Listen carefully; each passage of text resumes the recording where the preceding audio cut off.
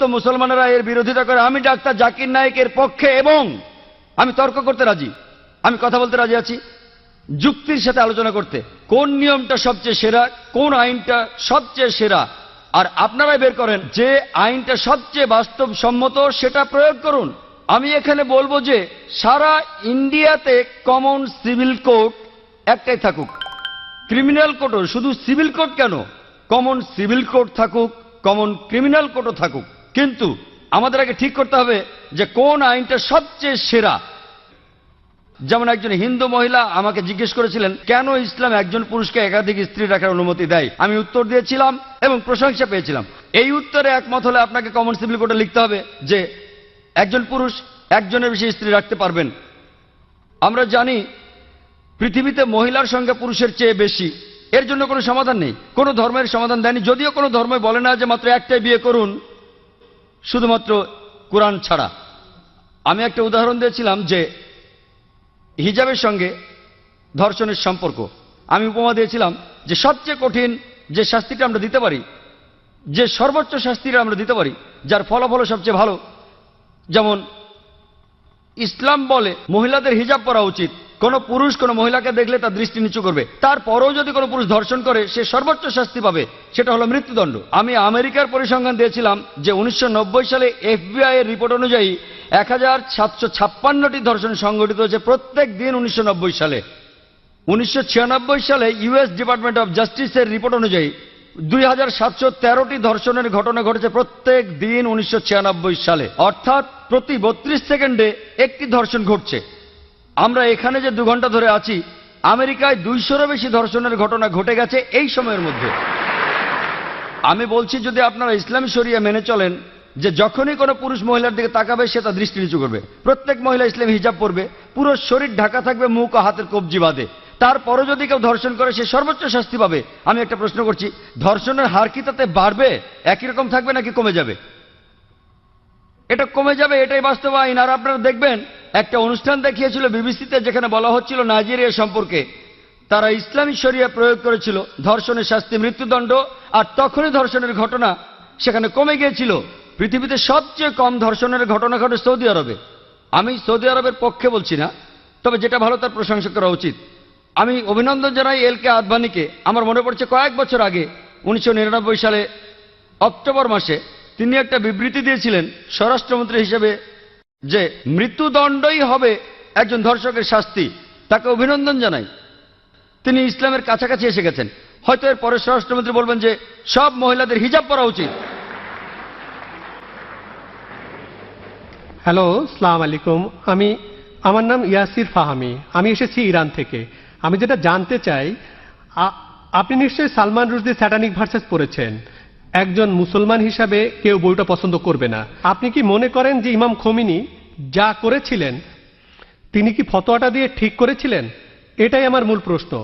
ইমাম খোমেনি যা করেছিলেন ফতোয়া জারি সালমান রুশদির বিরুদ্ধে, সেটা কি ঠিক ছিল? আপনি প্রশ্ন করেছেন সালমান রুশদি সম্পর্কে ইমাম খোমেনি যে ফতোয়া জারি করেছিলেন সেটা ঠিক ছিল কিনা।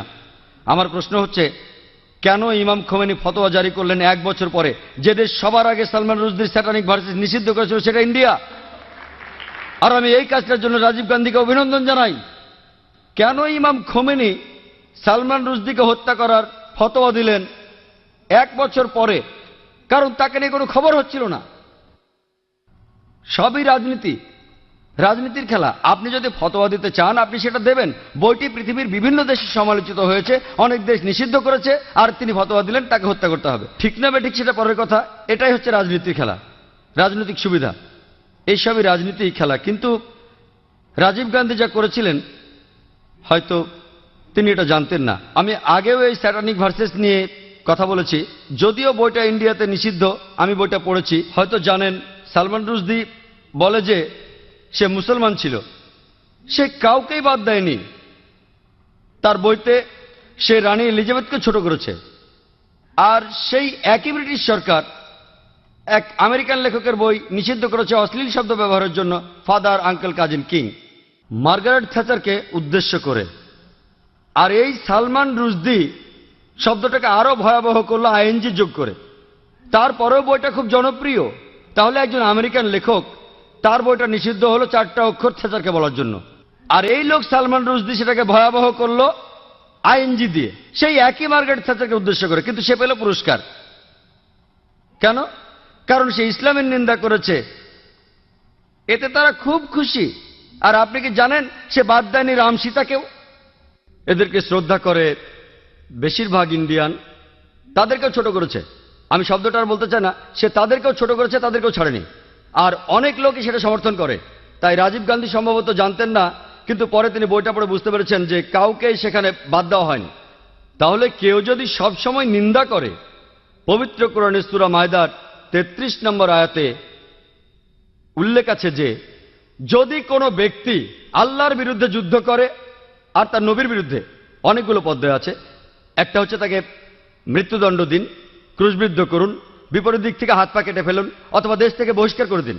আর এই আইন শুধু কোরআনে নয়, এটা বাইবেলেও আছে। যদি আপনি বুক অব লেভিটিকাস পড়েন, সেখানে আছে যদি কেউ ধর্মের বিরুদ্ধাচরণ করে তাকে পাথর নিক্ষেপ করে হত্যা করো। এমনকি একজন পথিকও তাকে পাথর নিক্ষেপ করতে পারে যে ধর্মের বিরোধিতা করে।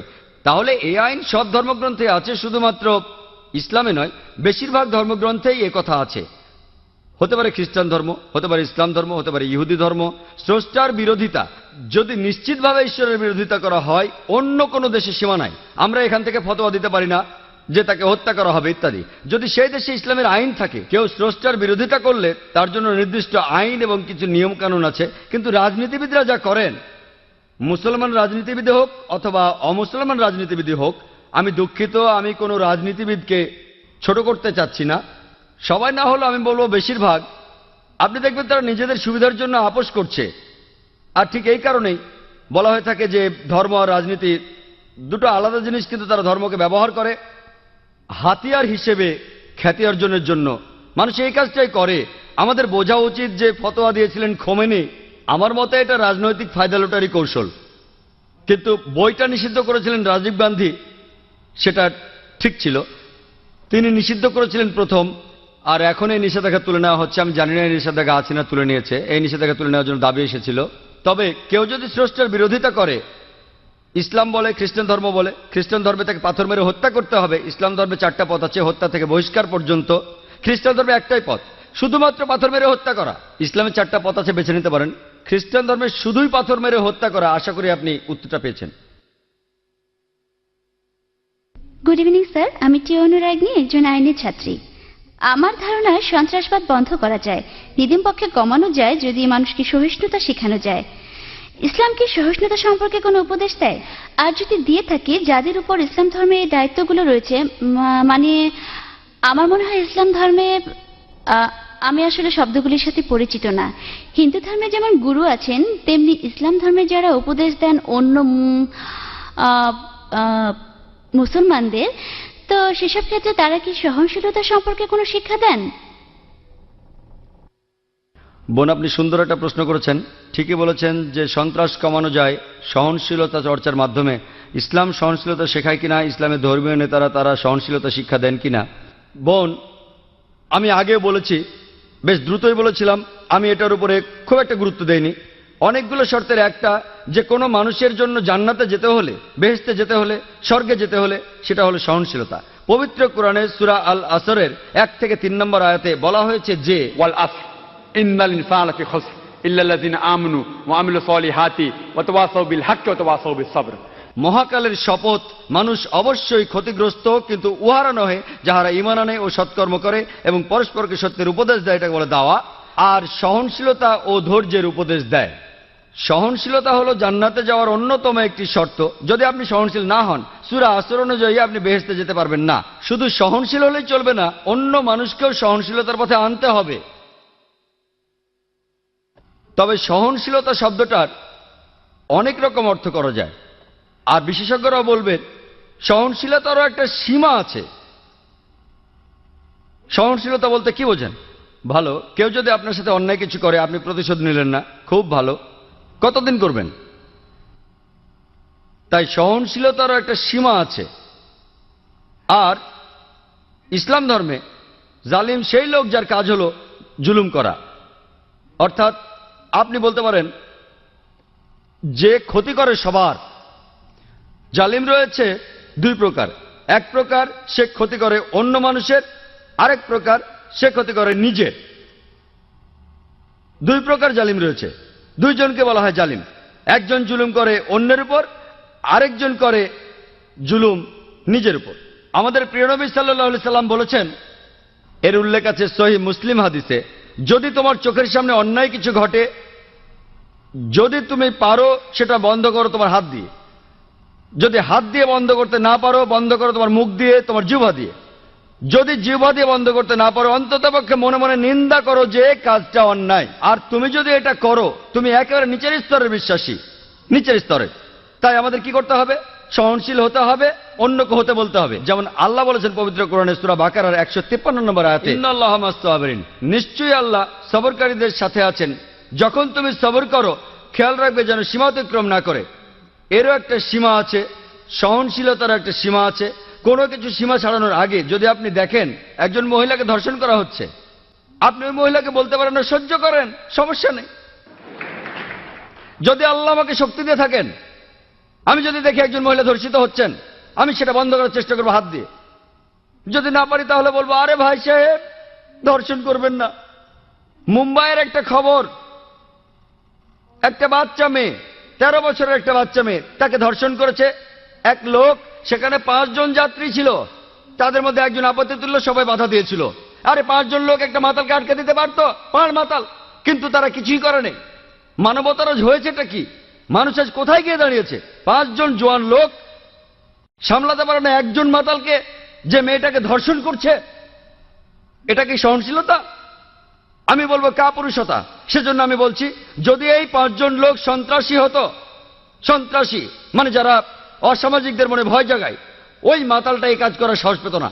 তাহলে বোন, আমরা উৎসাহ যোগাবো, চেষ্টা করব যাতে মানুষ আরো সহনশীল হয়, একই সাথে তারা যেন কাপুরুষ না হয়। খেয়াল রাখতে হবে অসামাজিক যা কিছু আছে সেগুলো যেন কমে যায়। আর সবাইকে একসাথে চেষ্টা করতে হবে, দেখতে হবে ওই লোকগুলো, ওই অসামাজিক লোকগুলো যেন অন্যায় থেকে বিরত থাকে। আশা করি উত্তর পেয়েছেন।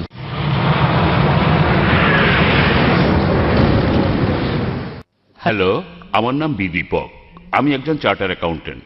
আমি আপনাকে একটা প্রশ্ন করতে চাই, সেটা হলো, স্যার, তালিবান সরকার একটা ফতোয়া জারি করেছিল বামিয়ানে বৌদ্ধ মূর্তি ধ্বংস করার জন্য। বলা হয়েছিল সেটা ইসলামের বিরুদ্ধে। আমি জানতে চাই এটা আসলে ইসলামের বিরুদ্ধে কি না।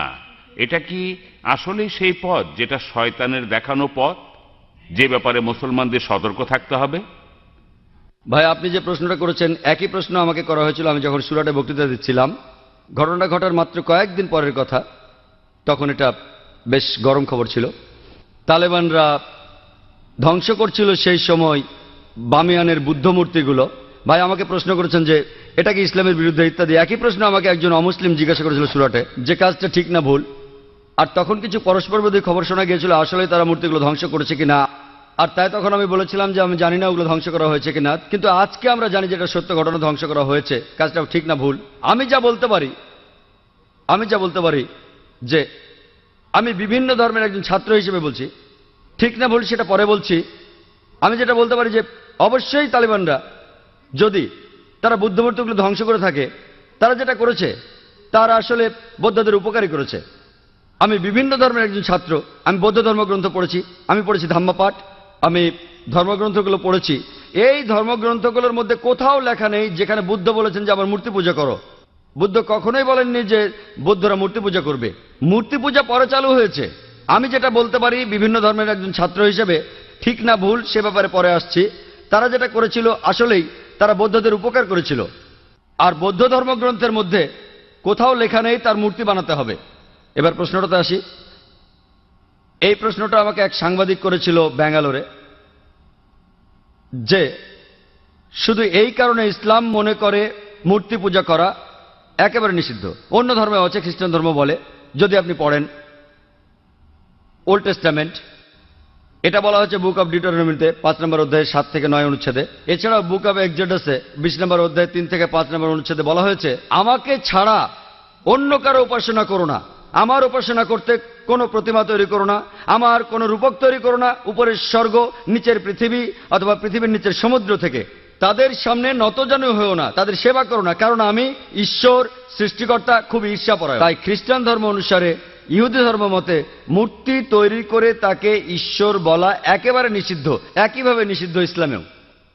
তো আমি যখন উত্তর বললাম তারা বৌদ্ধদের উপকার করলো, তখন প্রশ্ন করেছিল যে মূর্তি ভেঙে এই তালেবানরা তারা কি দুঃখ কষ্ট দেয়নি লক্ষ লক্ষ বৌদ্ধদের? আমি বলেছিলাম হ্যাঁ। তাহলে ইসলামকে অনুমতি দেয় লক্ষ লক্ষ বৌদ্ধদের দুঃখ কষ্ট দেওয়ার? আমি সেই সাংবাদিককে প্রশ্ন করেছিলাম কি করা যাবে যদি ইন্ডিয়ান সরকার ধরে ফেলে বেশ কিছু ড্রাগস, কোকেন, ব্রাউন সুগার, যার দাম 10 কোটি টাকা, প্রায় $1.5 মিলিয়ন দামের ড্রাগস ধরল, তারা কি করবে ইন্ডিয়ান সরকার? সেই সাংবাদিক বললেন যে ইন্ডিয়ান সরকার সেটা পুড়িয়ে ফেলবে। আমি বললাম ভালো। তারপর বললাম আপনি কি জানেন এই পৃথিবীতে লক্ষ লক্ষ মানুষের কাছে ড্রাগস ঈশ্বর? তাহলে আপনি কি ইন্ডিয়ান সরকারের সাথে একমত হবেন না তাদের বিপক্ষে যাবেন যে তারা ধ্বংস করেছে লক্ষ লক্ষ মাদক সেবীদের ঈশ্বরকে? কারণ ইন্ডিয়ান সরকার মনে করে যে ড্রাগস ক্ষতি করে শরীরের জন্য, তারা যা করছে ঠিক করছে, যদিও সেটা কষ্ট দিচ্ছে লক্ষ লক্ষ ড্রাগ অ্যাডিক্টেডদের, কিন্তু এটা ঠিক না জেনেই তারা পুড়িয়ে ফেলছে। আপনি সেখানে গিয়ে ইন্ডিয়ান সরকারকে বলতে পারেন না যে কেন ড্রাগস পড়াচ্ছেন, অ্যাডিক্টেডদের খারাপ লাগবে। তাই একইভাবে আফগানিস্তান, সেখানকার সরকার, এটা তাদের সম্পত্তি, ওই মূর্তিগুলো তাদের সম্পত্তি।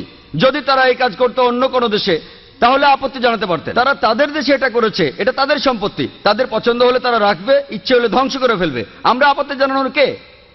আমরা কে? আর এছাড়াও যদি আপনি দেখেন যে লোকজন নিজেদের মধ্যে বলাবলি করছে যে ইন্ডিয়ান সরকার খুবই সহনশীল।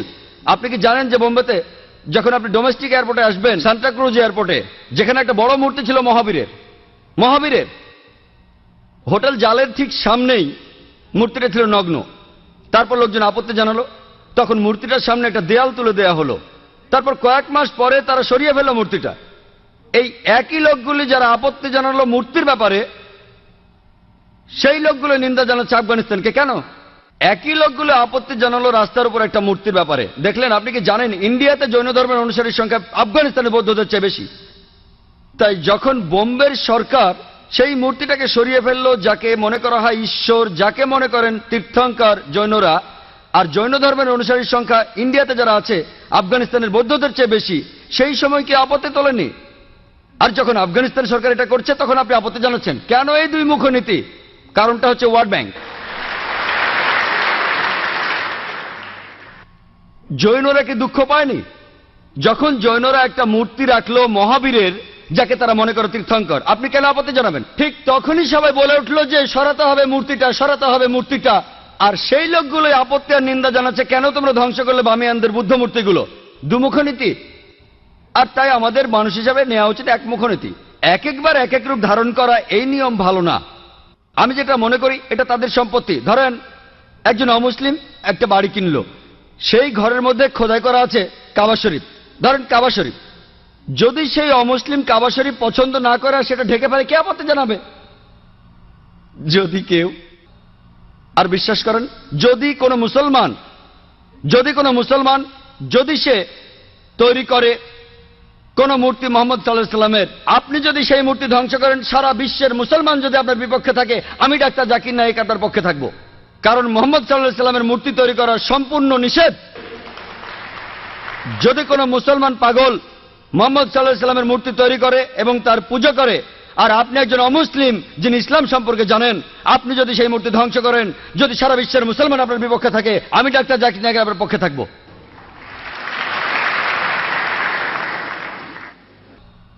মিস্টার জাকির নায়েক, ইসলাম ধর্ম কি বলে অন্য ধর্ম বা ধর্মীয় দেবতাদের অপমান বা ছোট করার ব্যাপারে? আমি এই প্রশ্নটা যে কারণে করেছি যে যখন একজন ইন্ডিয়ান চিত্রশিল্পী, যিনি একজন মুসলমান, তিনি এঁকেছেন হিন্দু দেবী সরস্বতীকে নগ্ন অবস্থায়, যেখানে সবাই প্রশংসা করেছিল যে এটা মত প্রকাশের স্বাধীনতা। আর প্রত্যেক ইন্ডিয়ান এবং সমর্থকই যখন সালমান রুশদি একটা বই লিখেছিল ইসলাম সম্পর্কে, যখন বইটা রাজীব গান্ধী নিষিদ্ধ করলেন, প্রায় প্রত্যেক ইন্ডিয়ানই সেটা সমর্থন করেছিল। কিন্তু যখন হুসেন আঁকলেন একজন হিন্দু দেবীকে নগ্নভাবে, ইন্ডিয়ার রাজনৈতিক দলগুলো, বিশেষ করে কমিউনিস্ট দলগুলো, তারা বলেছিল যে এটা মত প্রকাশের স্বাধীনতা, তিনি যা খুশি আঁকতে পারেন। এখন ইসলাম এই সম্পর্কে কি বলে? অন্য ধর্মের দেবতাদের অপমান করা সম্পর্কে ভাই, আপনি যে মুসলমান শিল্পীর কথা বলেছেন তিনি FM হোসেন, নাম বলেননি, হয়তো জানেন না বা জেনেও বলতে চাননি। FM হোসেন বোম্বেতে থাকেন, আমিও শহর থেকে এসেছি। তিনি কিছু ছবি এঁকেছেন সরস্বতী দেবীর নগ্নভাবে, আর অনেক সাংবাদিকই তাকে সমর্থন করেছেন যে এটা মত প্রকাশের স্বাধীনতা। আপনি আমার মতামত জানতে চান। প্রথম কথা, কোনো মহিলা দেবী হোক বা না হোক, তার নগ্ন ছবি আঁকা ইসলামের সম্পূর্ণ হারাম, হোক সে মুসলিম বা অমুসলিম। এটা একেবারে অনৈতিক, অমানবিক। কেন আপনি আপনার মেয়েকে বিক্রি করবেন? কেন আপনি পিছিয়ে যাবেন? দেখেন পশ্চিমা কালচারে কি হচ্ছে। তারা বিক্রি করছে আমাদের বোনদের, বিক্রি করছে মায়েদের। একটা বিখ্যাত অ্যাডের নাম শুনেছিলাম, বিএমডাব্লিউ গাড়ির। বিএমডাব্লিউ গাড়ির নাম শুনেছেন? এটা অনেকটা মার্সিডিজের মতো, ধনী লোকদের জন্য মার্সিডিজ খুব দামি একটা গাড়ি। সেই বিজ্ঞাপনে আমি দুঃখের সাথে বলছি, আমি শুনেছিলাম যে এক মহিলা বিকিনি পরে দাঁড়িয়ে আছে, গাড়ির সামনে উপরে লেখা আছে তাকে পরীক্ষামূলকভাবে চালানো শুরু করো এখনই। কাকে? গাড়ি না মেয়েটাকে? গাড়ির সামনে ওই মেয়েটার কি প্রয়োজন ছিল? তাহলে এই সবকিছুই মত প্রকাশের স্বাধীনতার নামে মেয়েদের অপমান করা। FM হোসেন যা করেছেন সেটা সম্পূর্ণ ভুল। মূল প্রশ্নতে আসি, আপনি কি সমালোচনা করতে পারেন অন্যান্য ধর্মের দেবতাদের? পবিত্র কোরআনে সূরা আনামের 108 নম্বর আয়াতে উল্লেখ আছে যে তাদের নিন্দা করো না, তাদের ছোট করো না যারা অন্য কারো উপাসনা করে আল্লাহকে বাদ দিয়ে, বরং তারাই না জেনে নিন্দা করে আল্লাহ সুবহানাহু ওয়া তাআলার। কোরআন বলছে নিন্দা করো না ওই দেবতাদের যারা তাদের উপাসনা করে আল্লাহকে ছাড়া, বরং তারাই না জেনে নিন্দা করে আল্লাহ সুবহানাহু ওয়া তাআলার। তাই ইসলাম ধর্মে এটা নিষিদ্ধ। আরো নিন্দা করা কোন ধর্মের দেবতাকে যদিও আপনি তাকে মানেন না, এটা নিষিদ্ধ। একই কথা কোরআনে সূরা আনামের 108 নম্বর আয়াতে বলা হয়েছে। আর FM হোসেন যা করেছেন, একটা নগ্ন ছবি এঁকেছেন, এটা ইসলামে সম্পূর্ণ নিষিদ্ধ। আশা করি উত্তরটা পেয়েছেন।